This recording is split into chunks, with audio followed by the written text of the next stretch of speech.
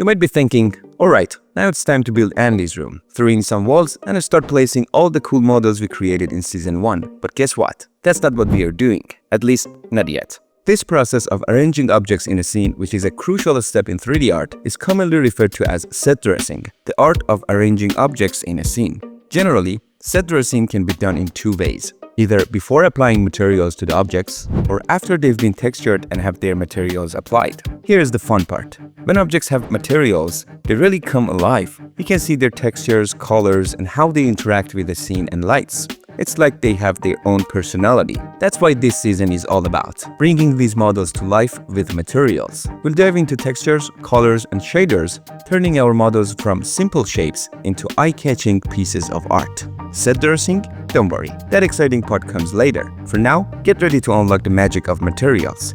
So, is Season 2 all about adding materials to objects? Well, kind of. But there's actually one more step in between modeling and texturing, and it's called UV mapping. Think of it as the bridge that connects these two stages.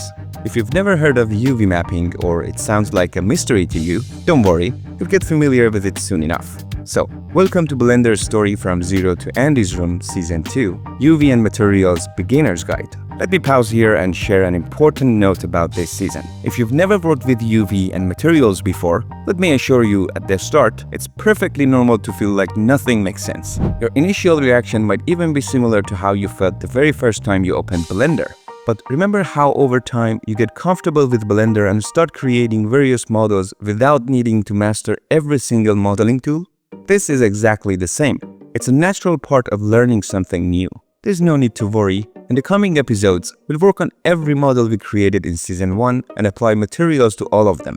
By the time we're done, you'll not only understand materials and UVs, you'll have them down so well, they'll feel like second nature. So here's my advice. Especially during the initial episodes, even if there is a part you don't fully understand, just follow along with the steps in the video. Do exactly what I do and trust the process. You'll see the magic for yourself. Alright? In this season, each episode is divided into 3 parts. In the first stage, we optimize the geometry of our mesh. This is a very important step before moving on to UV mapping and texturing. Plus, since we're working in Andy's room, a scene filled with lots of objects, not optimizing the mesh can result in an overload of geometry. This will make the scene very heavy and significantly increase rendering time. In the second part, we'll focus on UV mapping.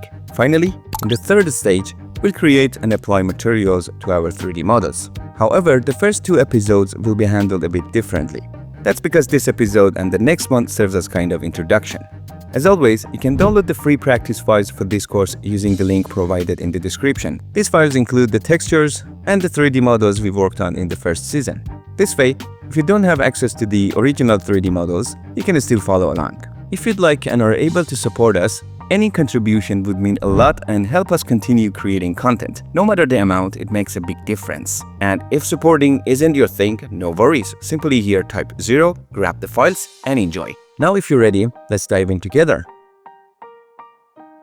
Before we can start adding materials to our objects, we first need to go through a short journey with a few stations along the way. These stations will guide us to a point where we're finally ready to begin the material process. Let's kick things off with Station 1. Let's start with some good habits. As we go along, the number of textures we'll be using will grow, and staying organized will save us from a lot of confusion later on. So, let's set up a folder structure together to keep things neat and problem-free down the road. First, I recommend creating a main folder, and preferably not on your desktop, because, that's not exactly ideal, and name this folder Andy's Room Texturing. Inside this main folder, create another folder and name it 00-trash_can. Then inside this folder, create yet another folder and name it Textures. Now copy the 00-trash_can folder 12 more times and rename them according to the asset names and numbers you see here. This will help us stay consistent as we work on each asset in future episodes. Next, when you download the practice file for this episode, you'll find it includes a simple texture. Copy that texture file and paste it into the texture folder inside the trash can folder. Moving forward, just follow this same method for each episode. Download the textures, place them in the corresponding textures folder, and you'll be ready to go without any hassle. As for your Blender save file, place it directly into the folder for the corresponding episode. This way everything stays tidy and in one place, ready for action. Alright, here's an important tip to always keep in mind. When you import textures into Blender, it reads or loads them based on the file path where they are stored. If you move the texture file to a different location or rename it, Blender won't be able to find it anymore. When you close and reopen Blender, anywhere you've used that missing texture will turn into a pinkish purple color. That's Blender's way of saying, hey, I can't find your texture. Now let me clarify, this won't happen while Blender is still open. But the moment you close and reopen it, surprise, pink everywhere. So here's a quick list of things not to do if you want to avoid the pink problem. 1. Don't rename the texture file or move it to a different location. Blender will go pink. 2. Don't rename the textures folder or move it somewhere else. Yep, pink again. 3. Renaming the Blender save file, no problem. But if you move it to a different folder or location, you guessed it, pink. 4.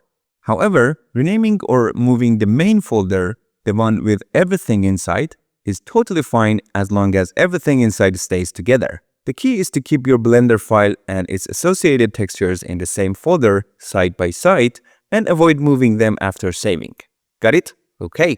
And don't worry, if you do accidentally lose your textures, it's not the end of the world.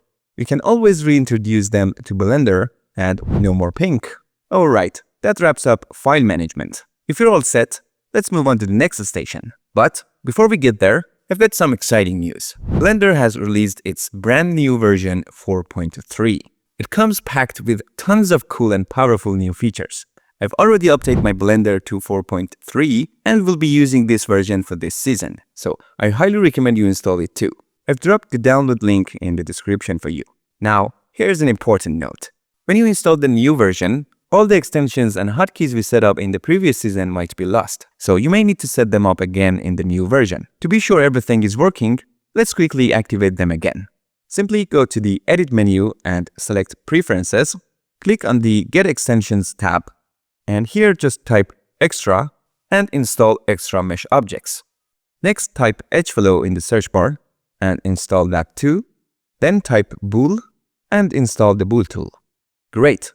Now let's assign a handy shortcut. Close the Preferences window. In the Viewport Overlays section, right-click on the Wireframe checkbox, select Assign Shortcut, and type Ctrl-W to assign it as a shortcut. And that's it for setting up. Now let's move on to Station 2.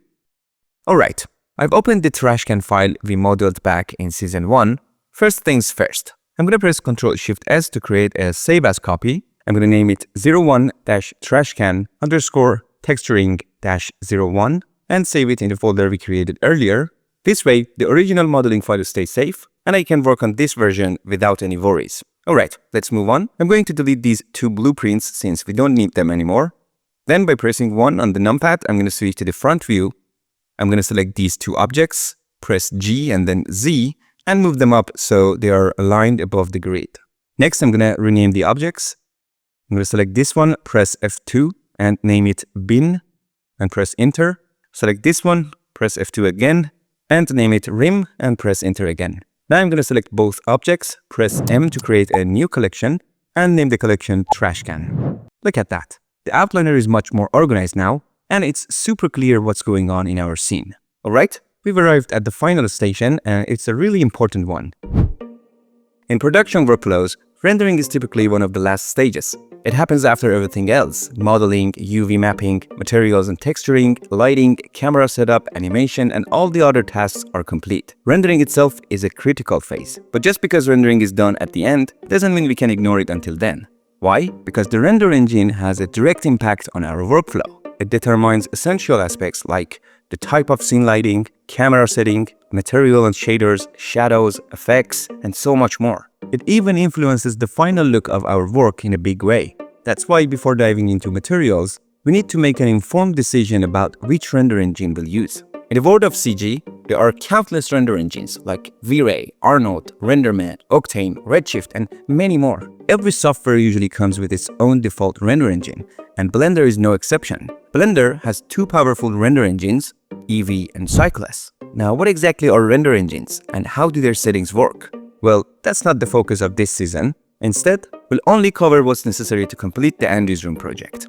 For this season, the render engine we'll be using is Cycless. What about the difference between eevee and Cycless? Don't worry about that for now. I won't overcomplicate things unnecessarily.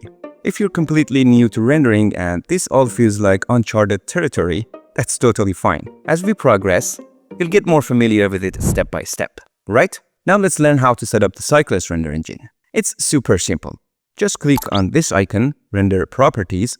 Here you'll find the render engine option, which is set to eevee by default. You'll also see two other engines listed, Workbench and Cycless. But before we switch the render engine to Cycless, let's take a quick look at the viewport shading options in the upper right corner of the viewport. These options are closely related to the render properties settings. By default, the viewport shading is set to solid display mode. When this mode is active, Blender uses the Workbench render engine to display objects in the scene. That's right. As you navigate the scene or work on modeling, the reason you can see the objects with this particular shading and look is because Blender is technically rendering your scene. However, the Workbench render engine isn't a complex engine. It doesn't perform advanced calculations. It's designed purely to make it easier for you to work in the viewport and is not used for rendering final scenes. So even if you change the render engine here in the render properties to any of the three options, you won't notice any visible difference in this mode. To see the result of the render engine you choose, you need to activate the render display mode. When I enable this mode, the result you see is the render output from the engine selected here in the render properties. Currently, it's set to eevee, so the scene is being rendered with eevee. Now, if I switch it to Cycless, the scene is rendered using the Cycless engine instead. So when this option is active, it follows the setting in the render engine. Alright, as you can see, when using Cycless, two things immediately grab your attention. First, your image gets filled with noise, which gradually decreases over time but doesn't completely disappear. This might feel a bit discouraging. Second, the scene seems to slow down and sometimes it might even lag a little, which could also feel a bit frustrating. Additionally, you might notice your computer's fan spinning loudly, something that doesn't happen in eevee. But don't worry about any of this for now. We'll dive into all of these details in the rendering chapter, and you'll come to understand why despite these issues, Cycless still has something special that makes us love it more and more. Alright, let's continue, and to prove that the solid display mode relies on the Workbench engine, I'll change the render engine to Workbench, and when I do, notice that this option, Material Preview Mode, disappears from the viewport shading menu at the top. Okay? Now if I switch between these two modes, solid display and render display, you'll see there is no significant difference. Alright, I'll switch the render engine back to eevee, and now let's check out the material preview mode. This mode is for when you want to view the materials on objects, but with eevee as the render engine. Yes, this mode uses eevee by default, so it doesn't depend on the render engine settings in the render properties. Even if you set the render engine to Cycless, it won't affect this mode. So, the setting in the render properties only impact the render display mode or when you use the render image option from the render menu. Now, here's a very important question. We said that the material preview mode uses the eevee render engine. So, why is that when we set the render engine to eevee in the render properties and activate the render display mode, the results are different? The reason lies in the viewport shading settings. If you click on this small arrow here, you see that in the material preview mode, these two options in the lighting section are disabled, while in the render display mode, they are enabled. If I disable both of these options here, you notice that the results of these two modes become identical. Perfect. In this section, there is another option called wireframe display. It simply shows the objects in the scene in a wireframe view. Simple as that.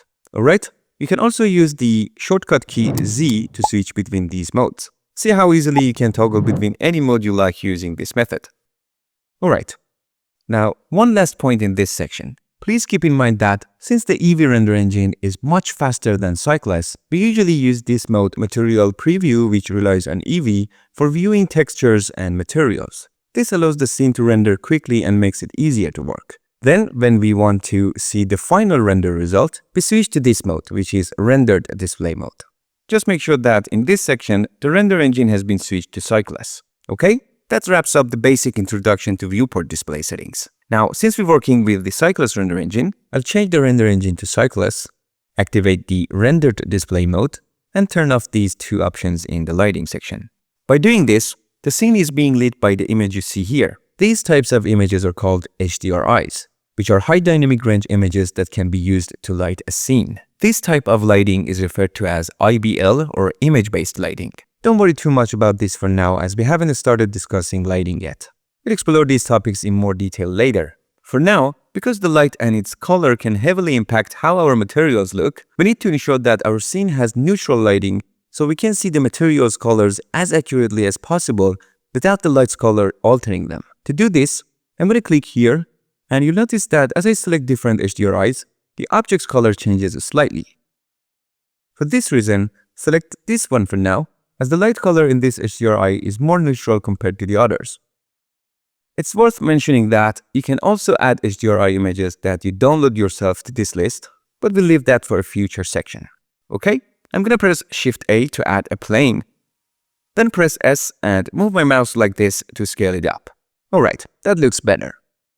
Now, one more thing to note about selecting the Cyclus render engine. After choosing Cyclus as the render engine, make sure to set the device to GPU compute here. This allows your graphics card to handle the processing, which results in faster rendering. If this option is disabled after enabling it, go to Preferences, navigate to the System section, and in CUDA tab here, ensure that your graphics card is activated.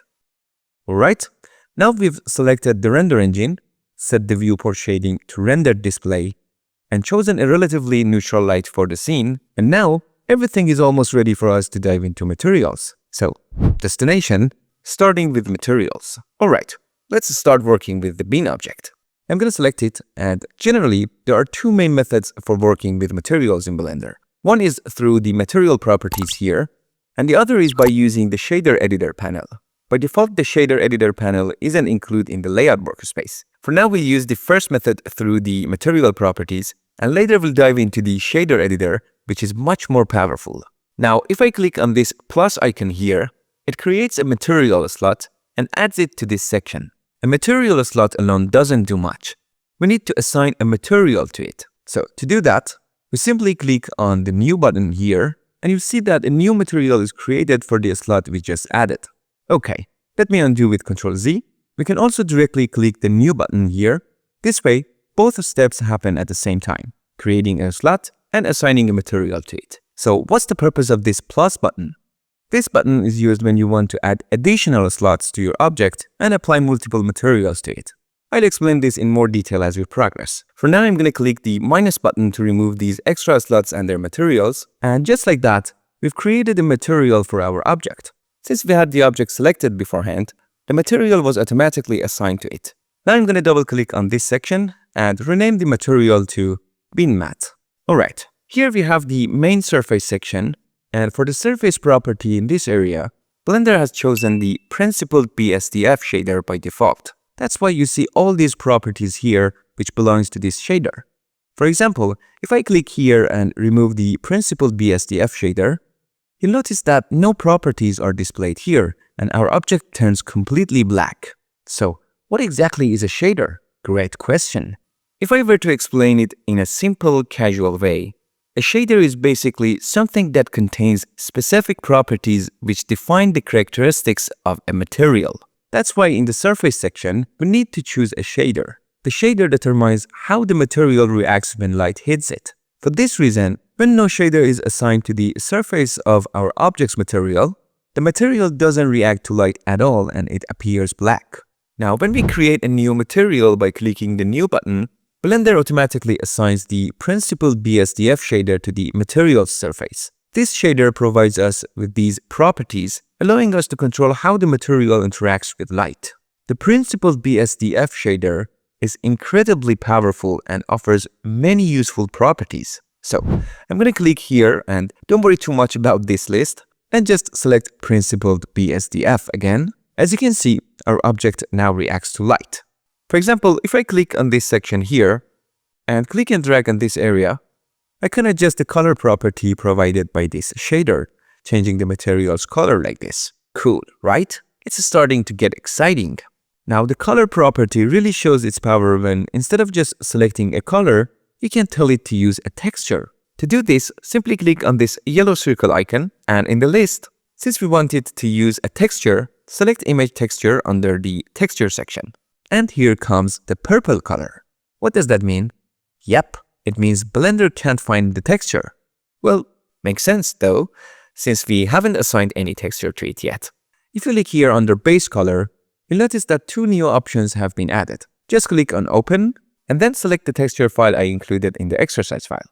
Now you'll see that instead of a solid color, it's using the cool texture we just assigned. Awesome, right?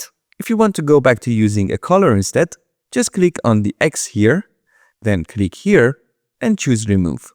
This resets it to the default state and you can use the color property again. Super simple, right? Okay, I'm gonna select image texture again and load our texture file. And that's that. Let's move on. I'll click on this little arrow to collapse the base color section. The next property is metallic, which is straightforward. When it's set to 0, it means the material isn't metallic, and when it's set to 1, it means the material is metallic. For example, I'll set metallic to 1. Now, the next property we have is roughness, which controls how rough the material is.